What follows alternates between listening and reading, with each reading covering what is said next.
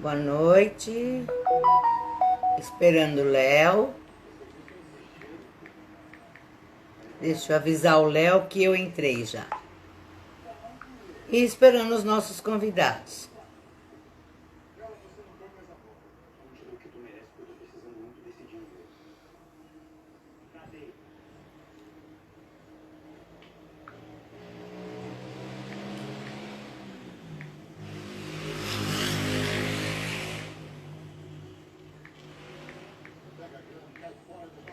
Esperando aqui.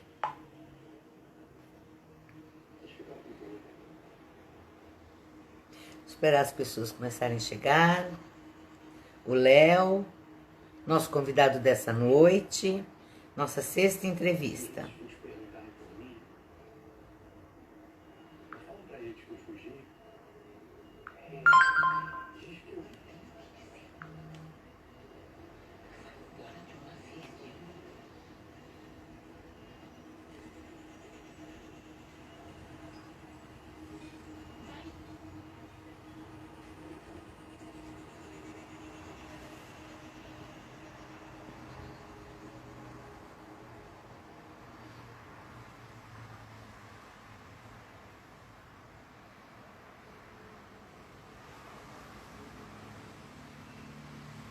Aqui esperando.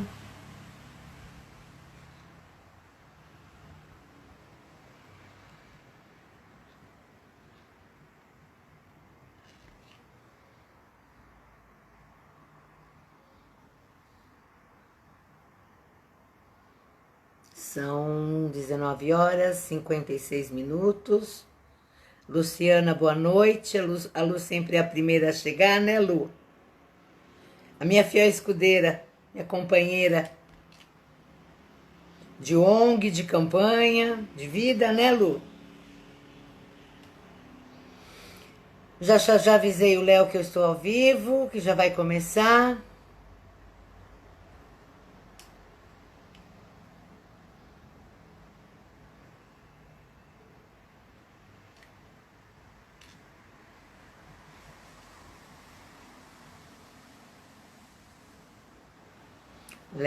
Léo, me mande o convite, Léo. Você tem que me mandar um pedido.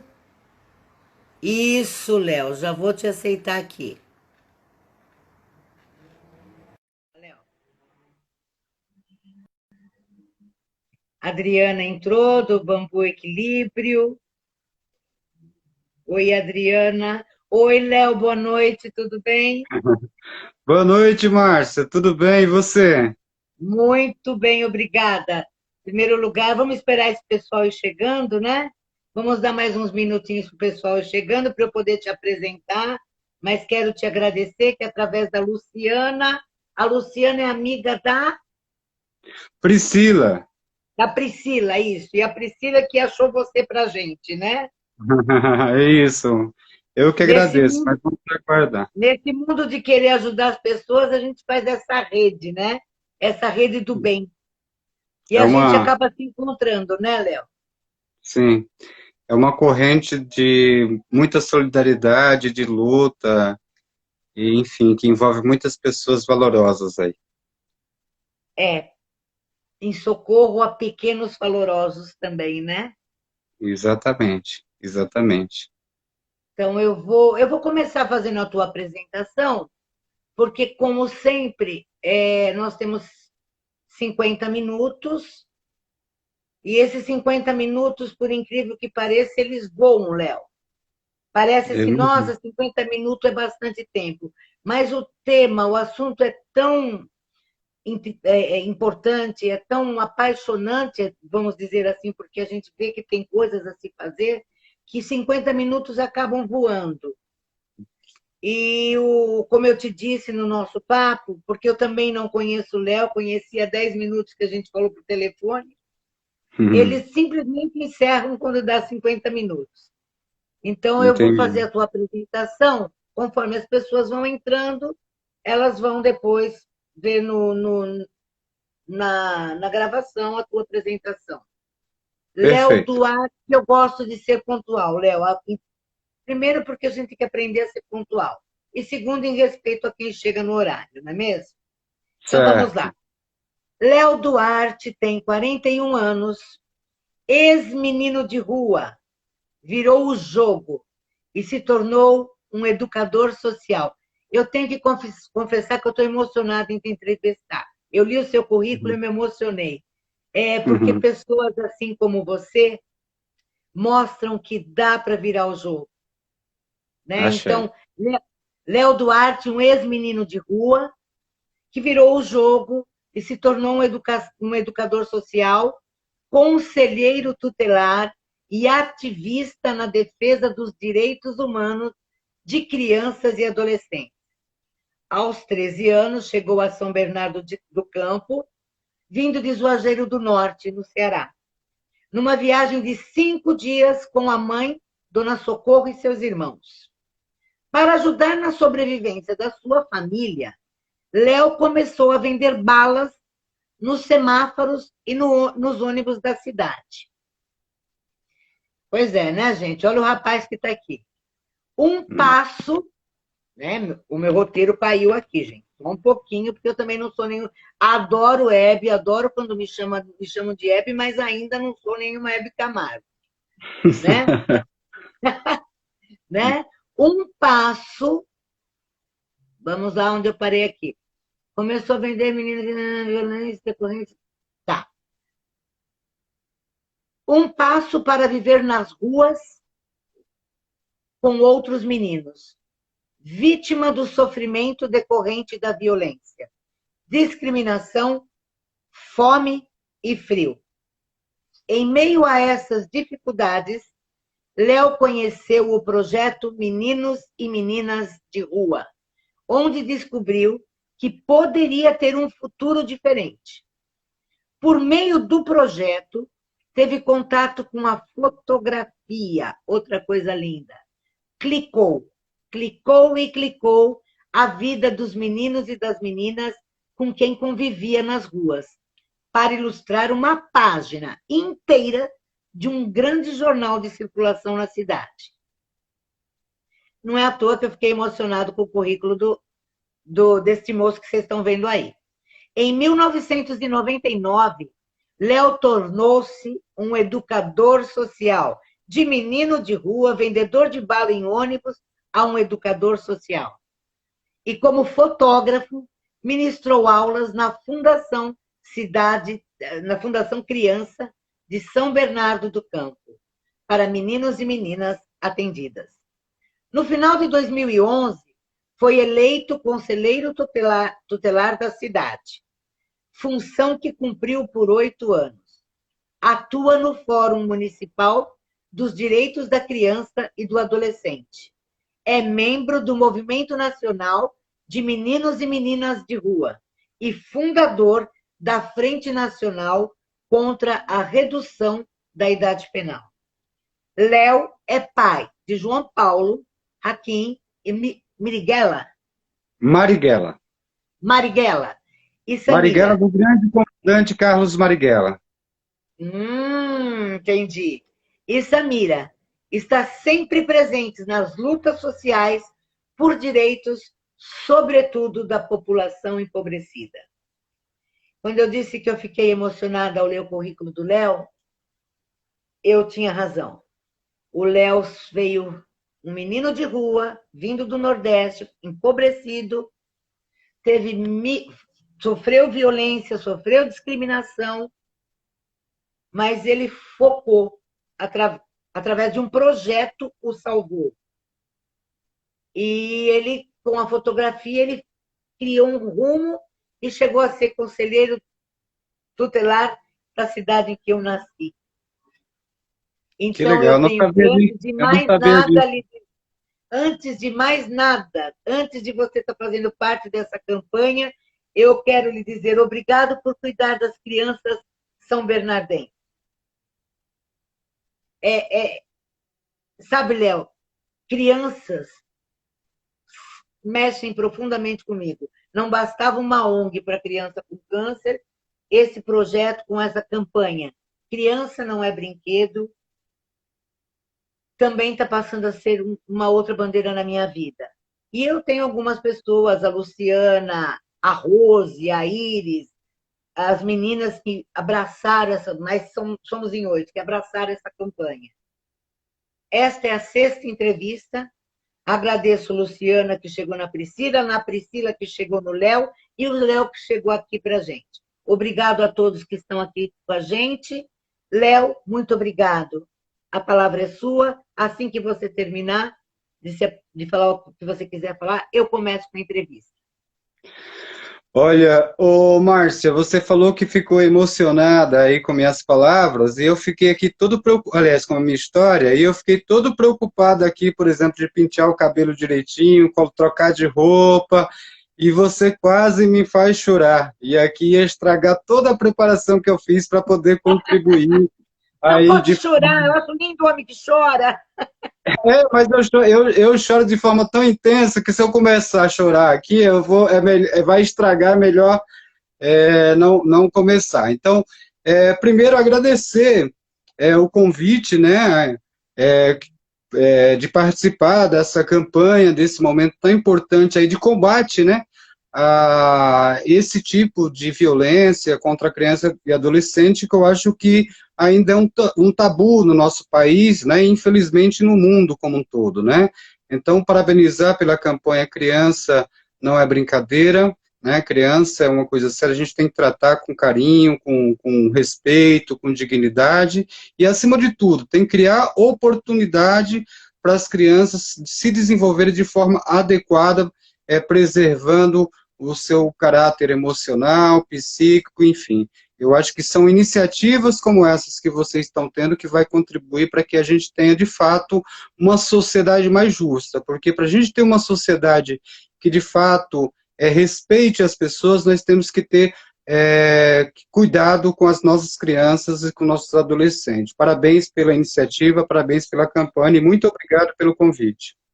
Obrigada. Vamos começar? Estou à disposição. Na sua experiência, Léo, como conselheiro tutelar, quais foram as situações mais difíceis atendidas à violência sexual contra as crianças e adolescentes? Olha, Márcia, eu acho que assim, qualquer tipo de violência contra criança e adolescente tem que ser de forma veemente repudiada. A gente tem que ser intransigente na defesa dos direitos das nossas crianças, dos nossos adolescentes, das pessoas mais vulneráveis da nossa sociedade. Porque, infelizmente, a gente vive dentro de um contexto em que grande parte, por exemplo, das pessoas menos favorecidas, que é aquelas que são mais expostas, por exemplo, a situações vexatórias, a falta de políticas públicas, acaba sendo submetida a situações delicadas, né? Então, qualquer tipo, no meu entendimento, qualquer tipo de violência tem que ser combatida de forma bem combativa mesmo, né? Então, assim, eu passei 8 anos dentro do Conselho Tutelar e atendi diversos tipos de violência, né? Mas especificamente, me marcou bastante, que foi um depoimento de uma mãe que procurou o Conselho Tutelar, e na ocasião fui eu o conselheiro que atendi, e ela verbalizava, né, de que a filha dela tinha falado que por 2 anos tinha sofrido violência sexual por parte do padrasto, né? E só muito depois ela teve coragem de falar para a mãe, e a mãe pegou a garota, levou até a delegacia e denunciou, né? Foi lá para tentar fazer um registro de boletim de ocorrência. A delegada que estava de plantão na ocasião, isso segundo o depoimento da mãe, mandou uma viatura buscar o acusado. Esse acusado foi conduzido até a delegacia e ameaçava se matar porque jamais tinha feito isso, coisa do tipo. A delegada, segundo o depoimento da mãe, teve a iniciativa de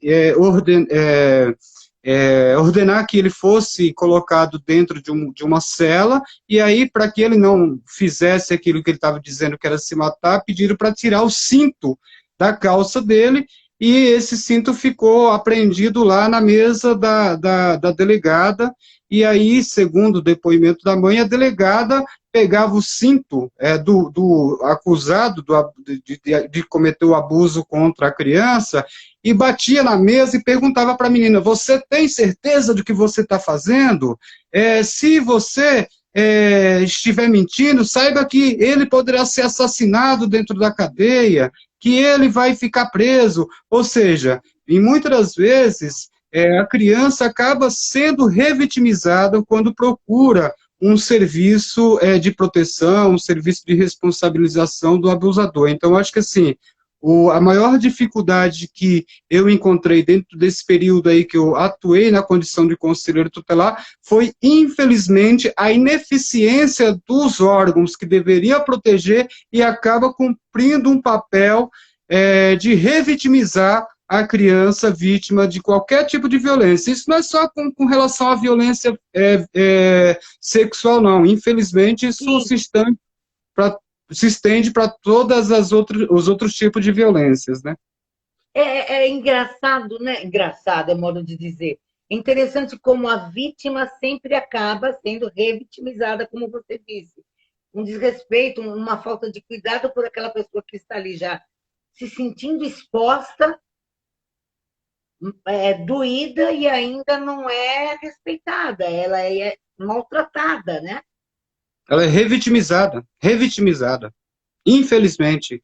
E revitimizada por quem recebe recurso público para estar ali para proteger, para defender. Infelizmente, muitas das vezes, não é só em São Bernardo, é em vários outros municípios do Brasil e do mundo. Muitas das vezes essas pessoas, quando têm coragem de procurar um serviço de proteção, de defesa, acaba, infelizmente, recebendo o atendimento contrário daquilo que deveria ser. Mas isso não pode, Márcio, isso não pode ser, por exemplo, uma falta de estímulo para que as pessoas denunciem os abusos, né? Na verdade, a gente tem que combater isso também. A prática criminosa dos órgãos que são criados para defesa tem que ser denunciados também, né? E tem que ter muita coragem para isso. Aí você entrou num assunto tão importante, muito sério, né? Muita coragem, né? Para denunciar esses órgãos, sendo que a pessoa já está tão fragilizada com o que aconteceu com a filha, ou com uma mulher, ou com a pessoa, com a vítima, e ainda ter que processar e denunciar o órgão que deveria defendê-la.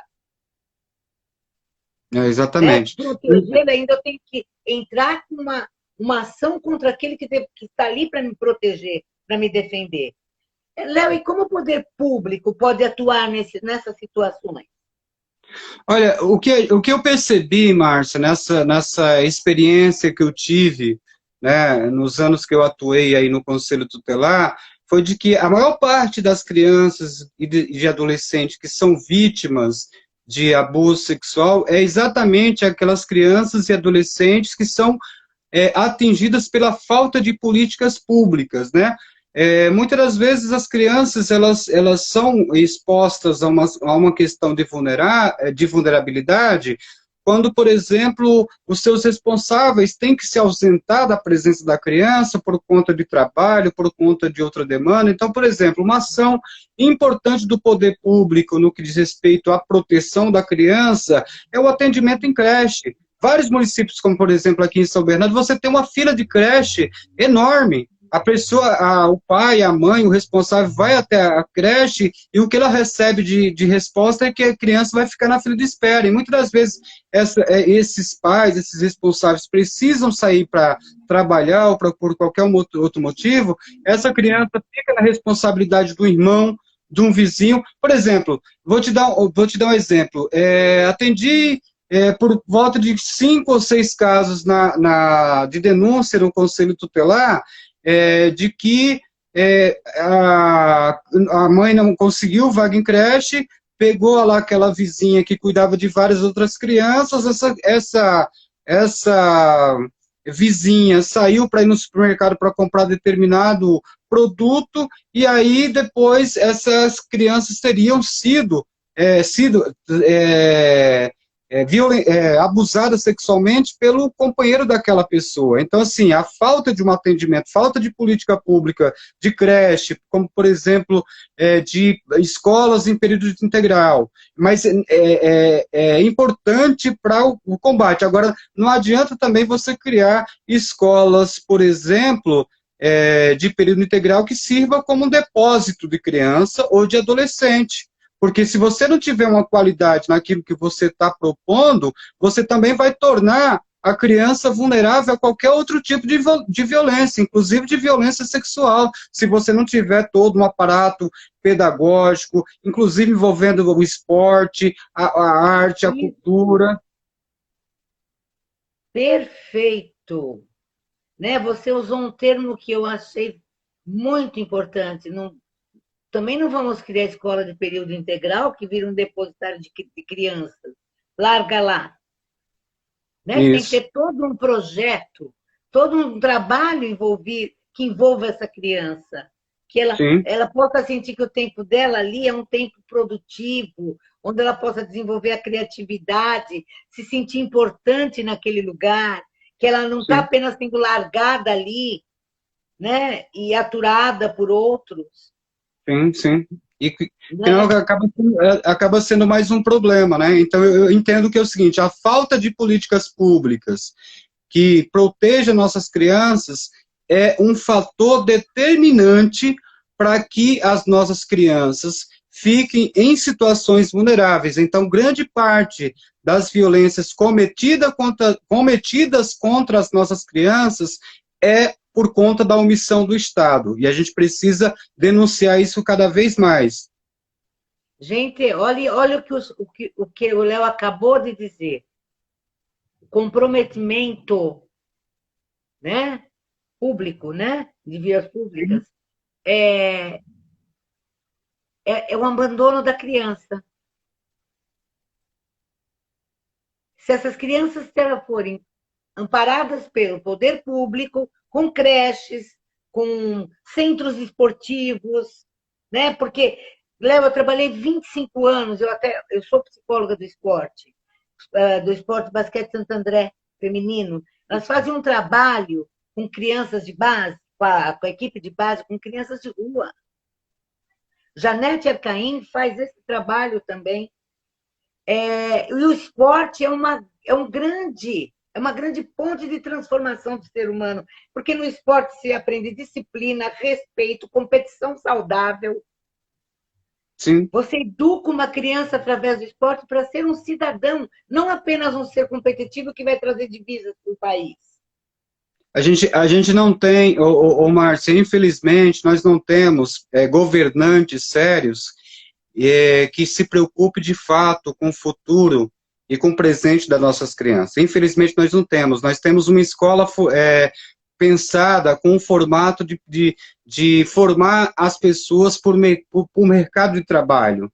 A gente não tem incentivo na cultura, a gente não tem incentivo a partir da música, a gente não tem incentivo a partir do lazer, a partir da arte. Nós não temos isso. E eu acho que, assim, infelizmente, muitas pessoas que atuam no campo de defesa do direito da criança e do adolescente, fecha os olhos para esse tipo de demanda. E é muito sério, porque é o seguinte, é importante a educação, é importante o emprego, é importante, mas existe nas pessoas outras potencialidades que precisam ser valorizadas. Então, o esporte é uma potencialidade que, por exemplo, o meu filho, o Akin, não tenha, mas o meu filho, o João, tenha. Então, ninguém, por exemplo, nasce num quadradinho que vai se encaixar ali naquilo que é padronizado. Então, você tem que estimular as crianças e adolescentes a se desenvolverem a partir daquilo que tem maior habilidade, a partir daquilo que tem maior paixão, a partir daquilo que tem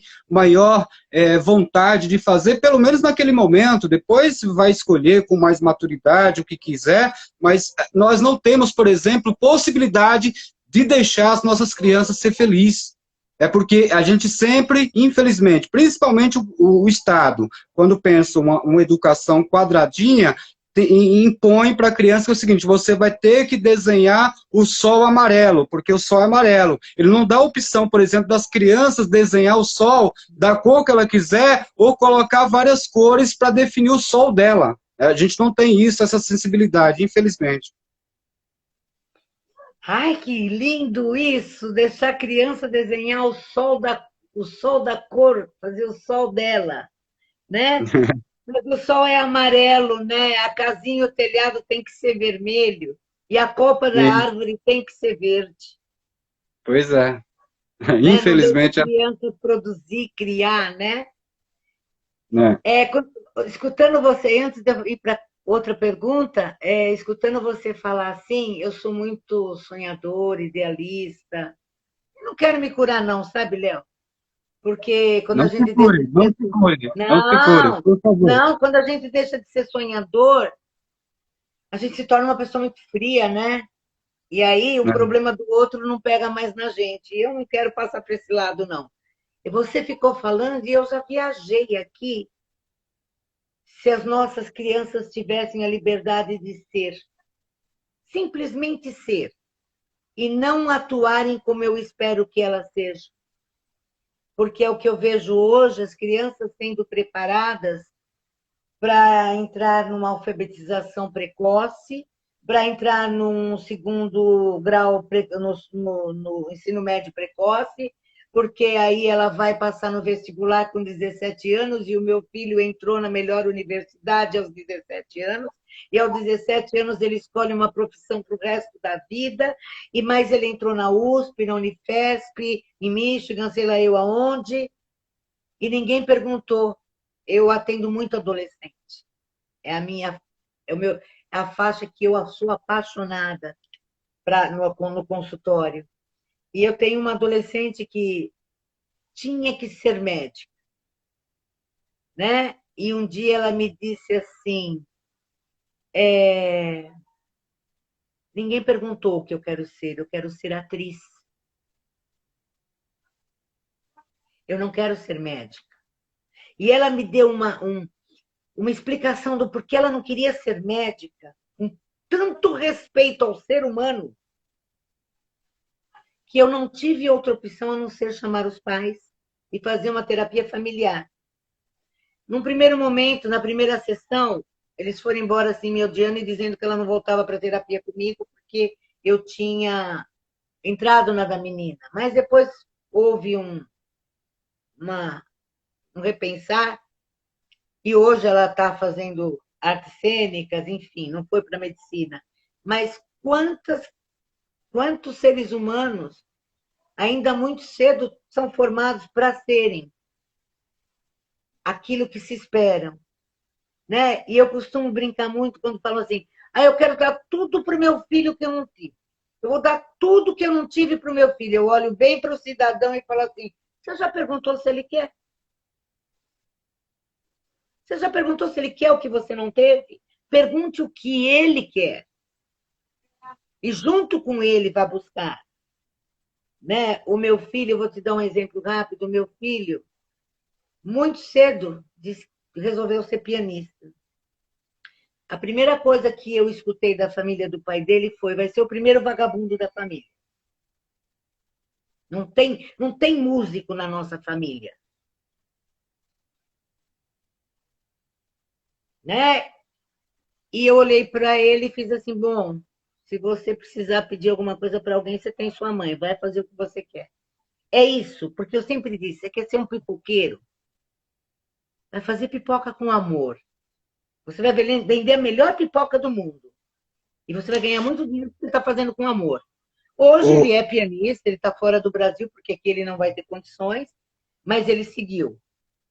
Mas é ô, muito lindo isso que você falou, né? Deixa a criança desenhar o sol dela. ô Com Márcia, certeza, quando ela desenhar o sol dela, ela vai ser ela mesma. Diga, querido.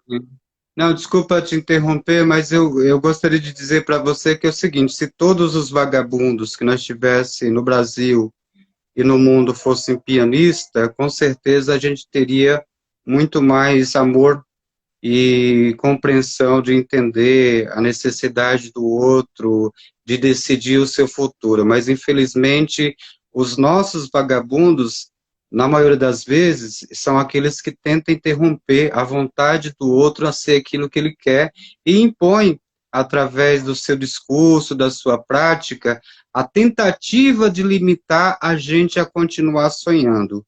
Então, gostaria eu que todos os vagabundos e vagabundas que nós tivéssemos no nosso país fossem pianistas, escritores, escritoras, advogados, advogadas, mas infelizmente a gente não tem isso como realidade no nosso país, e eu acho que é um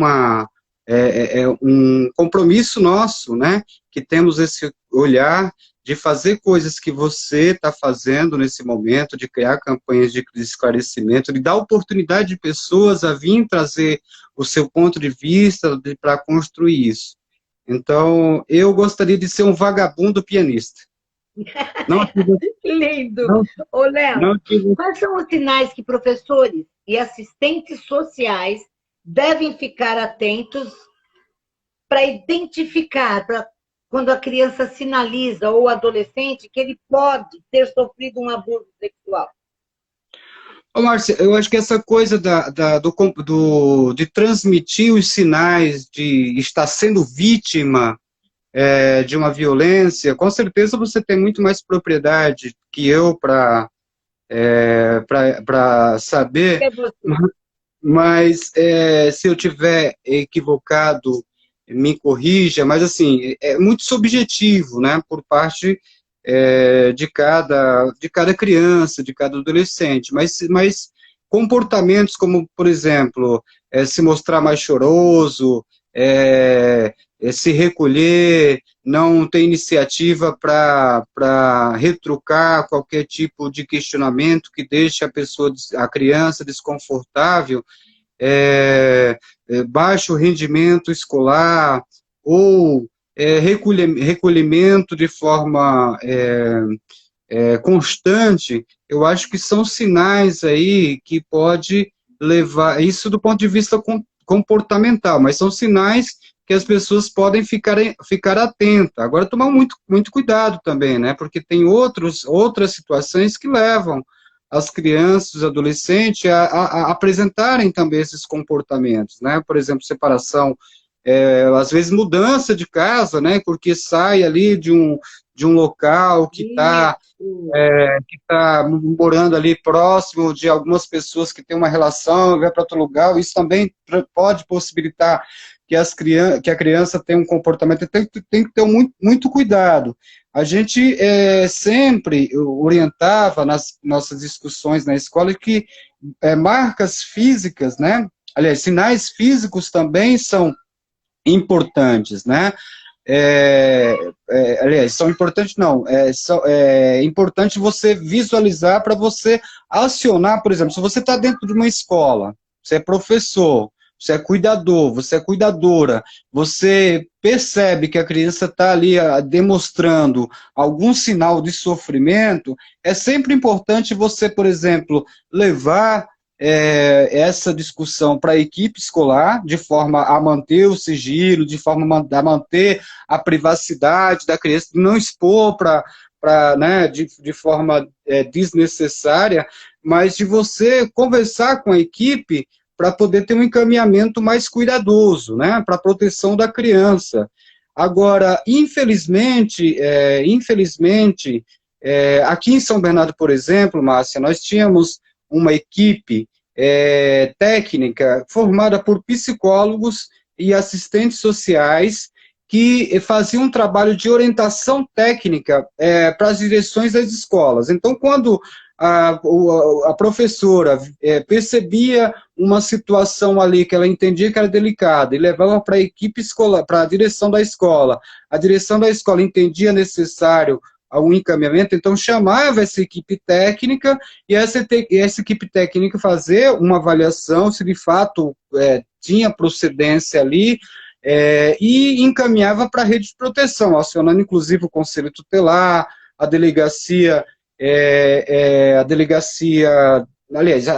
não, acionando o Conselho Tutelar e o Conselho Tutelar, a partir dali, acionava a autoridade policial. Agora, infelizmente, a política pública dos municípios não estão adequadas a atender esse tipo de demanda, esse tipo de violência. Porque, por exemplo, no estado de São Paulo, nós não temos delegacias especializadas para atender crianças e adolescentes vítimas de violência, seja ela sexual, seja ela física, seja ela emocional, nós não temos. E aí, muitas das vezes, acontece aquilo que eu falei no início da nossa conversa aqui. Muitas vezes as crianças acabam sendo revitimizadas porque você não tem delegacia especializada. Nós avançamos um pouco no que diz respeito à violência doméstica contra a mulher, porque você tem delegacias especializadas. No entanto, ainda precisam ser muito melhoradas, até mesmo porque muitas das vezes, em vários municípios não funciona 24 horas, né? Nem funciona no final de semana. Então, eu entendo que ficar atento aos sinais comportamentais e os sinais físicos de crianças aí retraídas, com marcas no corpo, é importante sempre acionar, se for o professor que identificou, acionar a direção, e a direção acionar o conselho tutelar para fazer o acompanhamento necessário. Mas, infelizmente, é isso que eu coloquei. Muitas das vezes a gente encontra dificuldade na rede como um todo para, de fato, proteger as nossas crianças. Você fez uma colocação muito importante quando você diz, cuidado que esses comportamentos também podem se manifestarem por outros motivos, por uma separação, por uma mudança de casa, por o falecimento de algum ente da criança, né? Sim, mas percebeu, é importante levar adiante, porque daí vai se descobrir o porquê que houve a mudança do comportamento, né? Sim, por isso que é importante, por exemplo, ter uma equipe técnica. Por isso que é importante ter uma equipe técnica que faça essa avaliação mais profunda, mais detalhada, com um profissionalismo mais adequado e faça os encaminhamentos necessários, né? Porque, assim, uma coisa sei lá, eu, como cidadão comum, ver uma criança ali com uma dificuldade específica e falar, essa criança pode ter, tá sofrendo algum tipo de violência. Identifiquei aquilo, logo quem tem que ser acionado? Uma equipe multiprofissional que vai fazer uma avaliação de forma adequada, utilizando os procedimentos técnicos necessários para tentar identificar e, a partir daí, acionar, de fato, quem deve atuar no que diz respeito à proteção, né? Perfeito, perfeito, perfeito. Em que medida, Léo, a miséria e a desigualdade fragilizam a situação de uma criança ou de um adolescente que sofre a violência sexual dentro da sua própria casa? Olha, Márcia, eu acho essa é uma pergunta importante, porque a gente até ficar atento de não achar que a violência sexual, a violência física, é um produto que é gerado dentro das famílias pobres. Isso é mentira. Violência sexual acontece em todo lugar. Violência física acontece em todo lugar. É lógico que, dentro de uma situação em que uma criança é submetida a morar em lugares em que você não tem estrutura adequada, essa criança fica muito mais exposta, fica muito mais vulnerável a sofrer algum tipo de violência. No entanto, não dá, eu sei que não é o pensamento da campanha, eu sei disso, mas muitas pessoas acreditam, Márcia, que a violência sexual e a violência física ou qualquer outro tipo de violência é uma coisa das pessoas com maior dificuldades econômicas, das pessoas que moram nas periferias, e não é na verdade. O que, na verdade, muitas das vezes acontece é que as famílias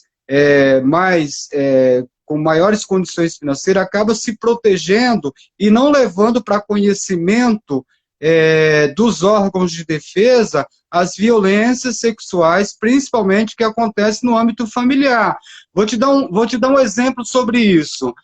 Vamos imaginar, por exemplo, que as pessoas que conseguem pagar é, é, convênio médico são as pessoas mais estabelecidas do ponto de vista econômico, né? Agora, as pessoas que usam o serviço público, nem tanto. Agora, estou dando esse exemplo que pode ficar confuso, mas é o seguinte, nós, durante 8 anos que eu estive no Conselho Tutelar, nós nunca recebemos denúncia do hospital lá do convênio de criança vítima de violência sexual. No entanto, do serviço público, UPAs, UBS, nós recebíamos isso com uma frequência muito grande.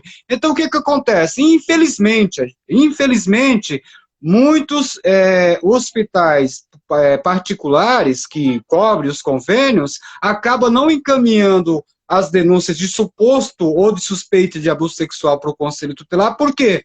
Porque vai estar denunciando o cliente. E o cliente logo vai estar interrompendo o convênio. Então, assim, tem uma certa proteção aí para os abusadores nos casos que envolvem violência aí contra as crianças e adolescentes aí, de famílias mais favorecidas do ponto de vista econômico. E não tem só isso. Me desculpe eu te interromper agora, quem te interrompe sou eu. Imagina, fica à vontade. Eu digo que não é só o cliente do hospital, a violência acontece, sim, sexual, contra a mulher, enfim, todo tipo de violência não acontece só na casa da pessoa pobre.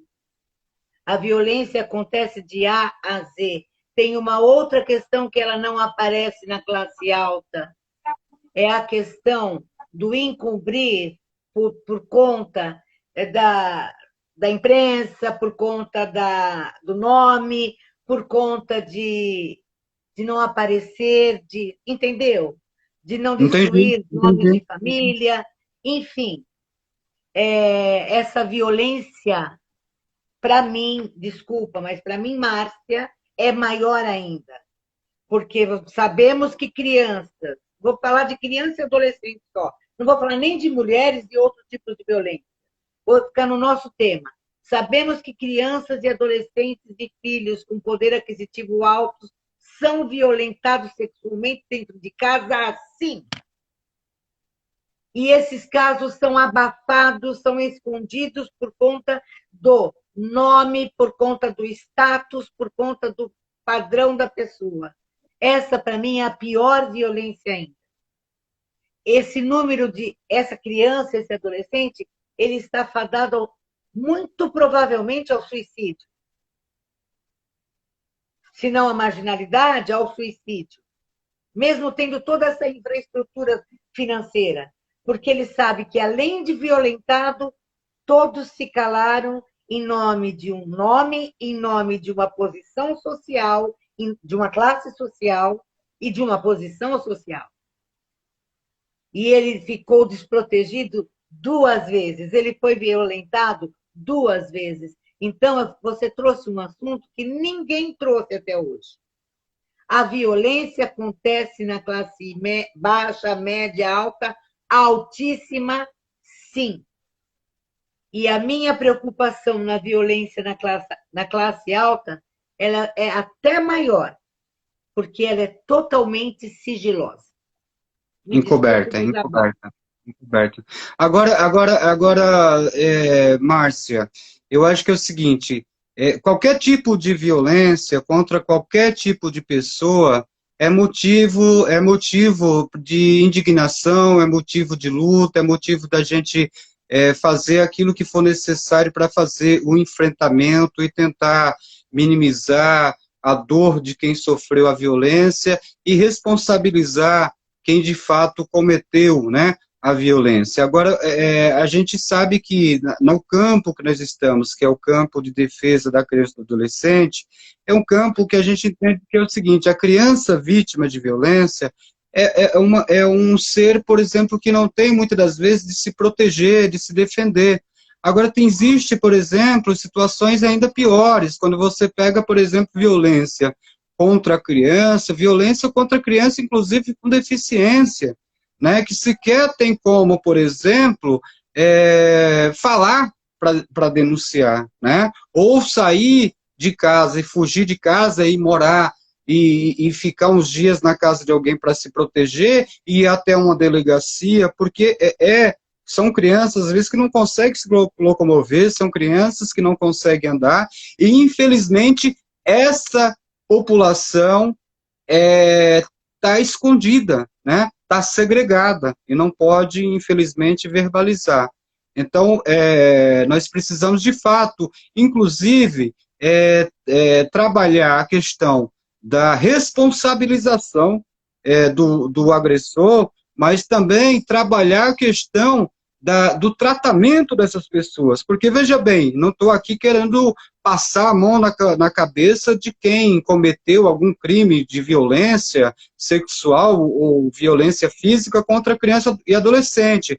Mas quando eu falo, Márcia, de que, por exemplo, as nossas crianças não recebem do Estado o atendimento adequado quando é vítima de violência, isso acaba ficando como uma cicatriz, né, no seu inconsciente. Muitas das vezes essa criança lá na fase adulta vai acabar cometendo o mesmo ato que ela sofreu lá na sua infância porque não recebeu o atendimento adequado. Então, além da necessidade de responsabilizar o agressor, é necessário também tratar esse cara, porque você prende ele durante 20, 10 anos, se ele sai de lá, ele vai cometer o mesmo ato, o mesmo delito. Então, proteger a criança, em primeiro lugar, responsabilizar o violentador, mas também trabalhar a questão do tratamento dele. Senão ele vai sair de lá e fazer coisas piores, inclusive. Léo, maravilha. Priscila entrou, preciso te agradecer, Priscila. Obrigado por ter trazido essa pérola para a gente, Priscila. Muito obrigada. Léo, é isso. Essa criança, se não, lá na frente vai reproduzir, provavelmente, se não cuidada, principalmente esse que é abafado. Léo, nós temos só 7 minutos, infelizmente eu não falei que o tempo voa. Com você, então, decolou. Eu quero te pedir que você deixe uma mensagem para esse pessoal que está aqui com a gente e para quem depois vai acionar o vídeo para ver a reprise. Deixe uma mensagem e da importância de reforçar essa campanha Criança Não é Brinquedo. Por favor, depois eu faço um encerramento brevezinho.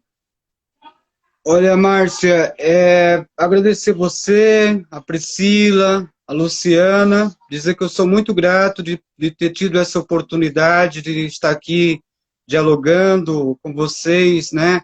As pessoas que estão nos assistindo, que irão nos assistir, dizer que sou muito grato a poder contribuir aí do ponto de vista daquilo que eu aprendi no meu caminhar e dizer que é o seguinte, eu só sou o que sou porque nós somos juntos, né? Eu sou um pouquinho da Márcia a partir de hoje, eu sou um pouquinho da Priscila a partir de alguns anos, eu sou um pouquinho de várias pessoas que eu tenho me relacionado. Então, assim, nós temos que fazer com que as nossas crianças seja um pouquinho da gente a partir daquilo que a gente possa estar fazendo para protegê-las, né? Então, eu acho que é isso, dizer que a gente está à disposição e que a gente tem que ter uma responsabilidade muito grande aí com as nossas relações, com as nossas crianças e fazer os enfrentamentos necessários e denunciar qualquer tipo de injustiça, violência cometida contra as nossas crianças. E finalizar, Márcia, dizendo o seguinte, que grande parte das violências cometidas contra as crianças, eu poderia dizer aqui, sem medo de errar, mais de 80% das violências cometidas contra as nossas crianças e contra os nossos adolescentes são cometidas pelo Estado, são cometidas por falta de políticas públicas. É mentira que dizem que as nossas famílias são violentas contra as nossas crianças. Tem casos, sim, não vamos fechar os olhos para isso, mas o Estado é muito, como que eu posso falar? Muito violento, omisso e violento contra nossas crianças e nossos adolescentes. Muito obrigado, Márcia, muito obrigado, Priscila, muito obrigado, Luciana. Eu te agradeço, porque hoje eu também sou um pouquinho de Léo, Já sou muito de Luciana há muito tempo. Um pouquinho de Priscila, que não conheço, mas já sou um pouquinho dela. Léo, vou querer você outras vezes aqui. Muito obrigada por ter você no mundo, mas no mundo chamado São Bernardo, do Ceará que eu amo, para São Bernardo. Muito Obrigado. obrigada, Léo, por você estar aqui, por tudo que você trouxe para nós. Obrigado por eu saber que tem mais pessoas olhando para baixo e percebendo que tem gente pedindo socorro lá embaixo. Quando eu falo para baixo, porque são pequenos demais e muita gente tem passado por cima. Obrigado por você ter trazido que à tona a classe alta, escondendo a violência. Obrigado por você falar da violência do Estado com falta de políticas públicas, que é o caminho para acabar com qualquer tipo de violência. Obrigado porque te escutar faz eu rever a frase que eu acabei de falar para uma amiga 2 horas. Estou perdendo a esperança, amiga. Você me fez rever essa frase. Muito obrigada. Eu quero continuar sonhadora assim.